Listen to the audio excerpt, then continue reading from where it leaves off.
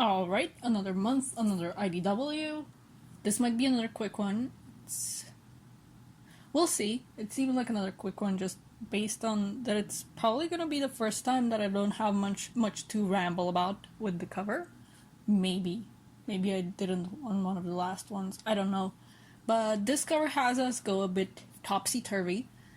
And I remember when this cover came out and that people thought they'd be going dimension jumping. Oh god. My words are already going, but people thought they'd go dimension jumping and possibly going to the soul dimension. We know better now, of course, but yeah, not much to say about this one. It gives you a kind of gravity feels, huh, with Sonic floating off towards space and reaching for the pole thingy. It's not a pole, it's one of the a weather vane, that's what I meant. But yeah, not much to say there. Okay, so those Badnik amalgamations we saw last issue, Orbot and Cubot are the ones making them, technically. No one is actually in charge of what gets made and which badniks get smushed together, as they actually use what's basically a giant slot machine that randomizes 3 badniks to make a fusion of. One of the options on there is a clown one though, so hey, I'd find that scary. They end up making this awesome looking fusion of a slicer, a caterpillar, and one of the many badniks I don't recall the names of.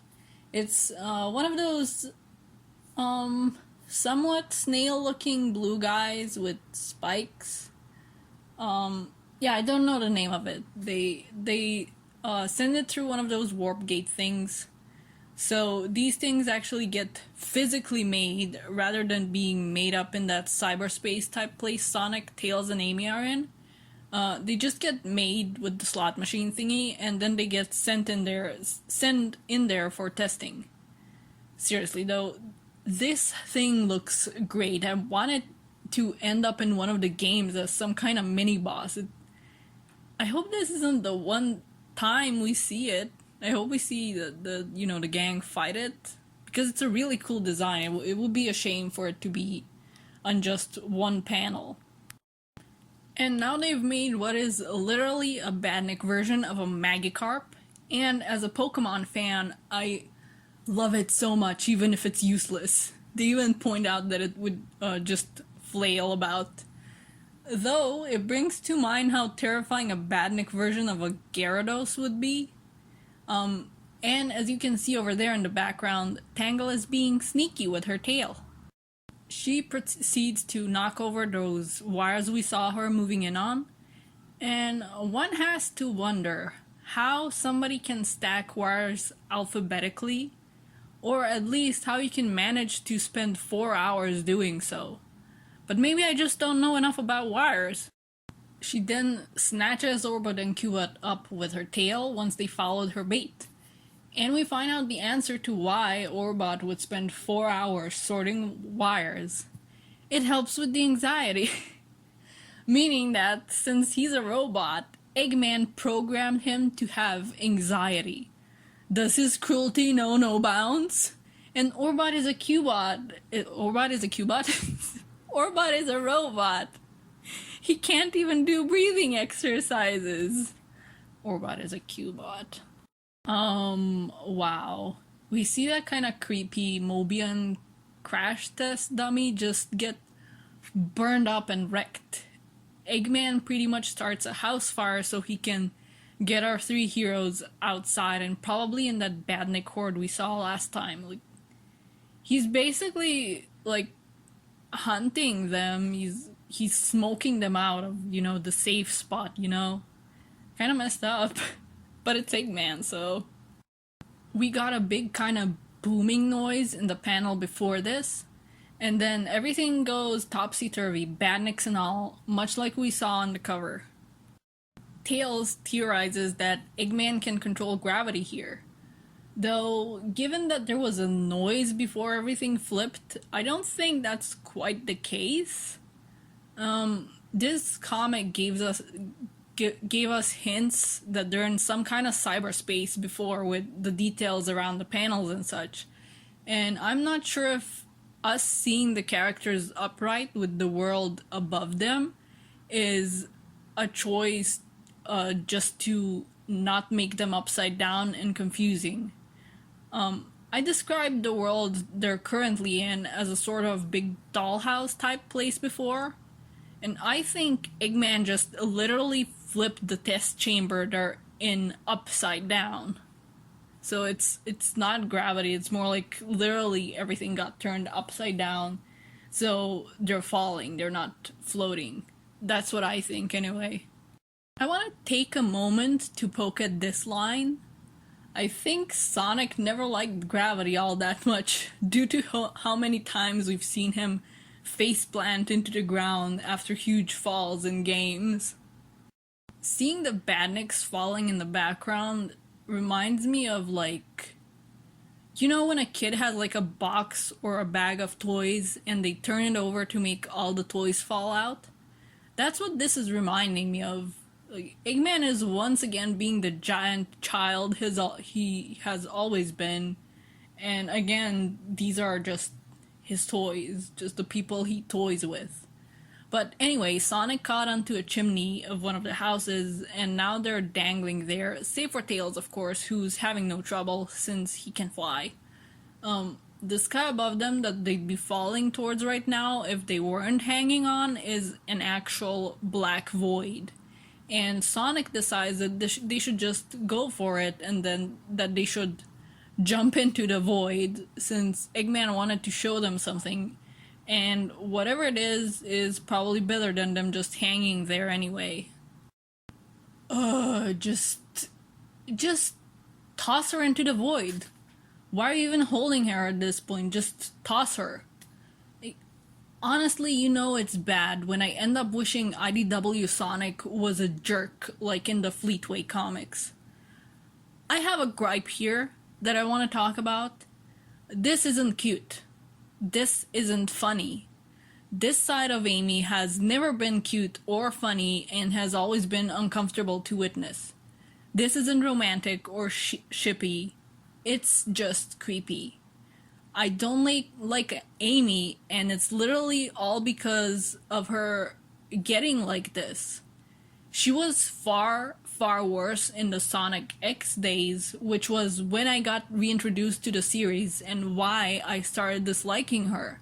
She was always grabbing at Sonic and hugging him, even though he was shown to be so uncomfortable with it, and even trying to pull away and running from her. And it also applied to the games, like her being like, "Oh, Sonic, we're a couple," or like in Sonic Battle, where she insisted Sonic would marry her and that Emerald was their baby. It was uncomfortable. Like, it was uncomfortable then, and it's uncomfortable now, and it's disappointing because her characterization in these comics has been good. It is good, and she as a character can be good. And moments like this one, like, they just feel like we're going backwards. I know Sega says Amy has to have a crush on Sonic, but the crush isn't the problem. It's when it's when it's presented like this, uncomfortable. Look at Sonic's face. He's uncomfortable. He isn't being bashful or anything. He almost even sounds tired of this crap too. Like, that's not what I... never mind. Like, there are ways to show that she has a crush that aren't creepy. Like in Archie, in the post reboot, there was this scene where there was a train chase, and Sonic held her like this, like in this comic, and she looked flustered, and then he handed her over to Sally, and she was all pouty. That's a nice way to show that she has a childish crush without it being uncomfortable. Or hell, even in this very series, like at the very start of it, in I think issue 2, when she was fawning over Sonic without making him uncomfortable.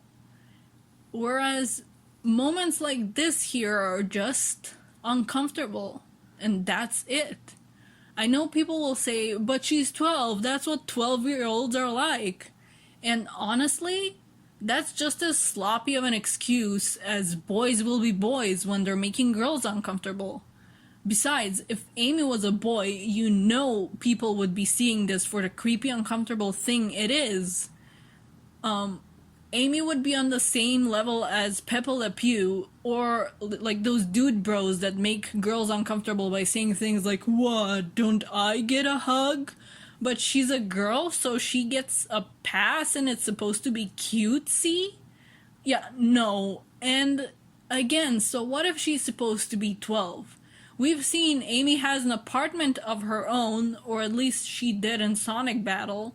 She can also drive a car. We saw that in one of the recent issues in Chow Races.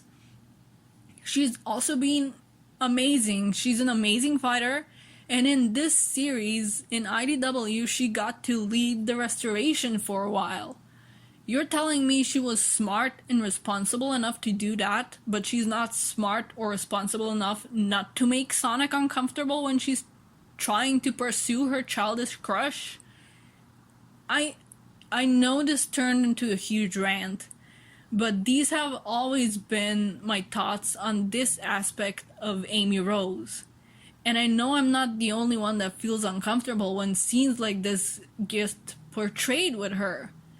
Like, there's people like me out there who've had, like, people be clingy physically to them and be like, oh, we're gonna get married and stuff like that, and have been uncomfortable, like, when we were kids and stuff, but then the adults won't listen to you because they're like, oh, you're just kids, that's just a childish crush. Like, no, it's uncomfortable. Nobody wants to go through that. No kid wants to have somebody be like this at them, and adults don't want somebody to be like this at them either. It's not comfortable to look at.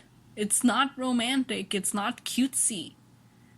Like, it was fine in Sonic Boom, but that series leaned more towards Sonami, so Sonic was actually bashful and stuff. Here he's just uncomfortable. Look at his face. And she's all winking and stuff, and it's like, no, go away, Sonic, get a restraining order. But yeah, I want us to move past the crazy stalker fangirl of Amy Rose, but I don't know if it's Sega or who's making these moments happen and kind of backtrack in terms of her character. But yeah, I have a lot of thoughts, and I must scream, and I'm moving on. Okay, so, anyway, they get to what's probably the next test chamber, which isn't even quite formed yet. It's just like a drawing on paper, honestly. Except also in 3D, I guess? But it isn't formed yet, and it only starts forming in the next panel after Sonic calls on Eggman. And I don't know why, but I can hear that line of Sonic's where he's like, "Alright, Eggman, we're here." I can hear it with the voice he had in the OVA. I don't know why. Ah, jeez. Well, I guess this is as close as we're gonna get to a Gyarados Badnik fusion with bonus electric attacks. I can't quite tell what the Badniks it's a fusion of are, or if it is a fusion. I think, it looks like maybe one of those Badniks with the shields, but spiky. And maybe one of those dinosaur Badniks, the pink ones in the, I can't remember if it was in the lava or in the oil. I think it was in the oil.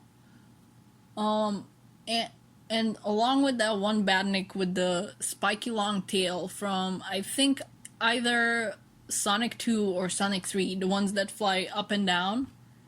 Maybe it has a bit of spider in there, I don't know. I'm so sorry that I'm bad with bad nicknames. All this Sonic trivia in my brain, and all I fit are like 6 bad nicknames. For shame. I'm gonna get my Sonic card revoked. Just my Sonic license as a fan, it's gonna be revoked, all because I don't know all this bad nicknames. He did it, guy. He did it, guys. He said the thing. Get a load of this. He's probably not going to believe this, though. Amy just played some extreme frisbee with his attack. By the power of the good parts of her characterization, they're making quick work of this thing, even though Sonic gets electrocuted for his troubles. Ouch. Though I doubt Eggman is gonna be in that cockpit.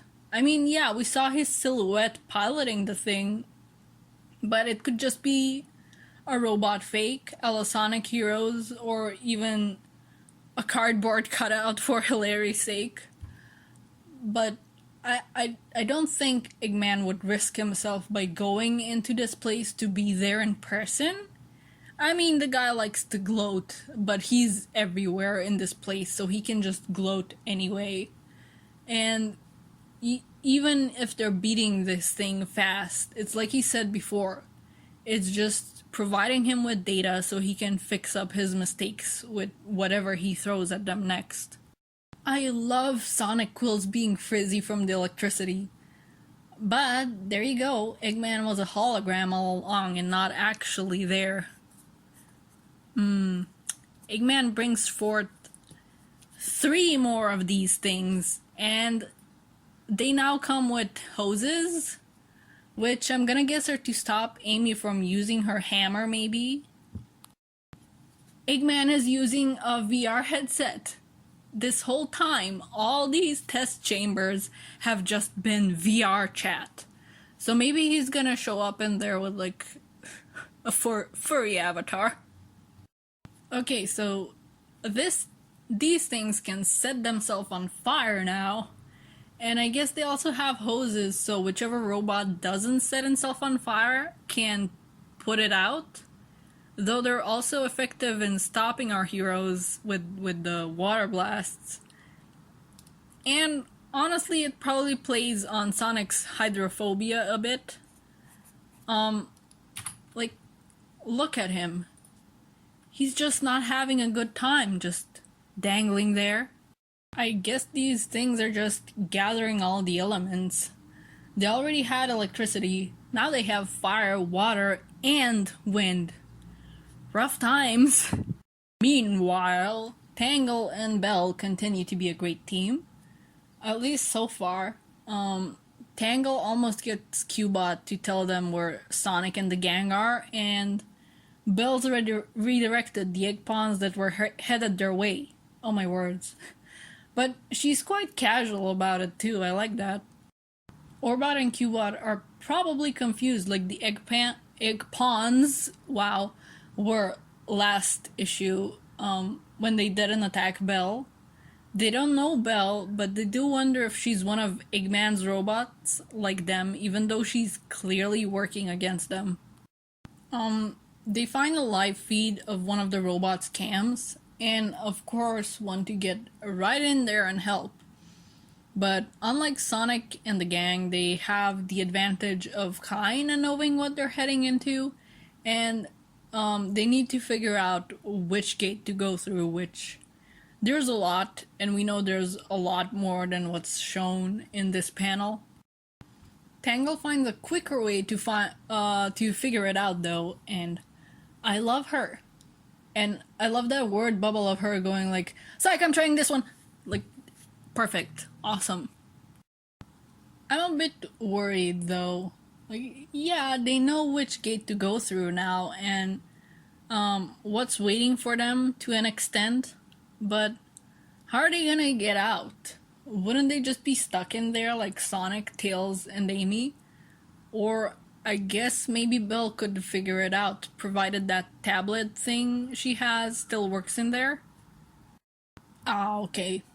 They're not actually going in together, and Tangle is gonna use her tail to keep herself tethered to safety. Though, given what we've seen of the place, I'm not sure her tail can stretch that far. Belle doesn't much like that idea, though, and in the last panel, she gave Tangle a scolding about how they don't know how these gates work or what they're gonna do, and how she could end up hurt or worse. But Tangle gives her a talk about how Sonic and friends need help, and they need her and them, and how this is what heroes do, just jumping straight into danger if their gut tells them to. And it gets Belle to step away, albeit reluctantly. And this is the end of our issue. We don't know if Tangle is actually headed through the right gate. After all, Orbot only said it'd be a bad gate to go through. Not that it would be bad because she'd managed to get to Sonic, Tails, and Amy. And again, even though she's tethered, her tail won't be of much help if she stretches too far. Or, I mean, I hope she's planning to stay tethered and not just use it as like a bungee cord kinda to land safely, I guess. Like, they could all end up stuck in there with Eggman just throwing badniks at them as much as he wants, no matter what. And I don't know why, but I think Belle will have more stuff to do next issue. I think probably because of how now she's left alone with Orbot and Cubot, and this will give her the opportunity to ask things about Eggman or Mr. Tinker.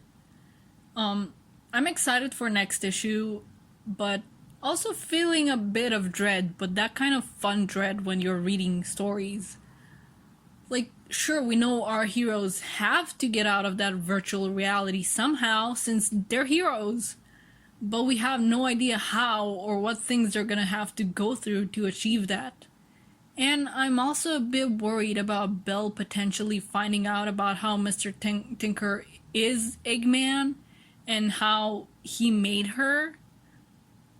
I feel that even after Tangle's pep talk, she probably still has some doubts and anxiety about her own identity and the identity of the person that made her. But I guess we'll see all that next month. Hopefully there will be no delays. I know sometimes when summer gets closer, there tend to be some delays, but maybe not. Maybe we'll be lucky. But yeah, that's all I have to say. This didn't turn out as short as I thought it would, but it's good. We're good. But yeah, see you when I see ya, and bye-bye.